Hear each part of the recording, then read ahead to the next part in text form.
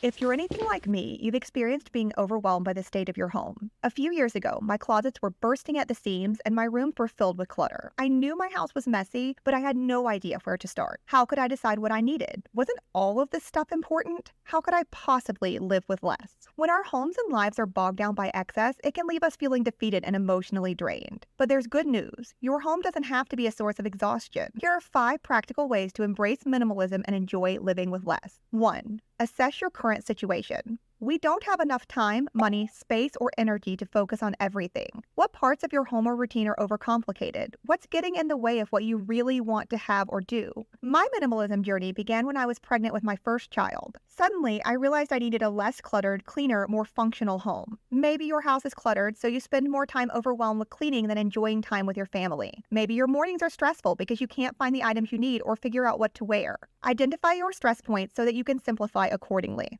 2. Streamline your space. Think of your home in layers. You have furniture and decorations as one layer, but then you have to place your daily life on top. A room full of decor might look stylish when it's perfectly clean and organized, but when we actually use the room, things change. People need space to work, play, eat, and relax. All those activities usually come with their own non-decorative items. Suddenly, that stylish room looks very cluttered and chaotic. So what can we do? First, declutter your living spaces with functionality in mind. Consider how you use each area and arrange your furniture and items accordingly. Focus on creating calm, open areas. Move or remove furniture to gain space and ease of movement. Get rid of small decorative items so that surfaces are clear. By intentionally creating functional spaces, you optimize the way you use your living areas and ensure that they support your daily activities. If you're not sure where to start, watch my video 10 Things to Declutter for a Calmer Home. I'll link it in the video description. 3. Sometimes you should borrow instead of buy.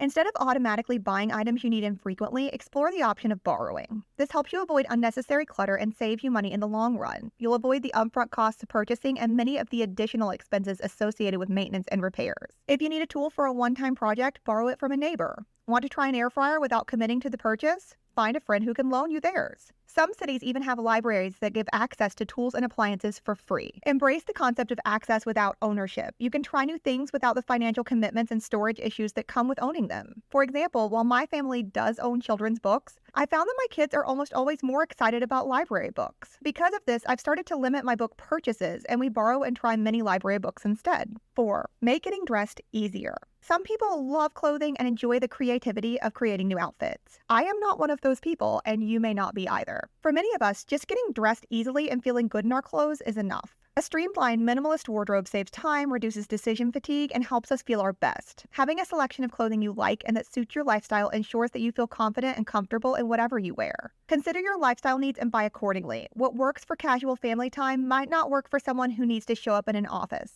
To get started, declutter clothes that you don't like or that don't fit well. Then consider a personal uniform or collection of similar outfits that you enjoy and can wear daily. For example, I have a few variations of the same shirt and shorts that I wear most days in the summer. If you want more variety, a capsule wardrobe, which consists of a small number of items that can be mixed and matched, could be better for you. Develop a collection of clothes that serve your daily needs. 5.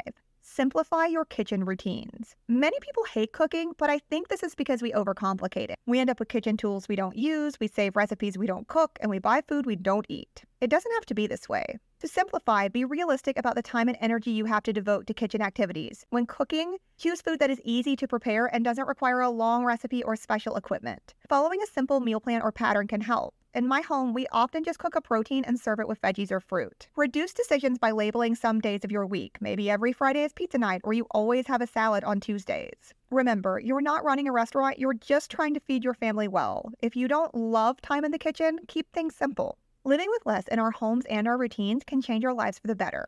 If you enjoyed this video, try this one next.